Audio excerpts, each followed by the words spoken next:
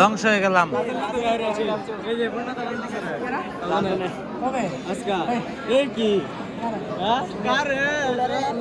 দাদা বেচা বিক্রি কেমন? ভালো। কুষ্টিয়া থেকে আসছেন? সাধু গুরু, জয় গুরু, ও সরি, জয় গুরু। অচিন পাখি না?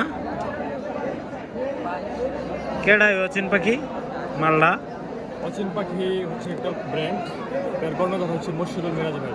আচ্ছা আচ্ছা আচ্ছা, থ্যাংক ইউ ওনাকে, ধন্যবাদ আমাদের এই গ্রামে এই জিনিসগুলি পৌঁছে দেওয়ার জন্য।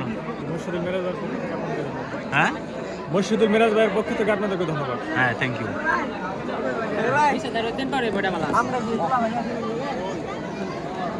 ভাই বেচা কি বিক্রি কেমন?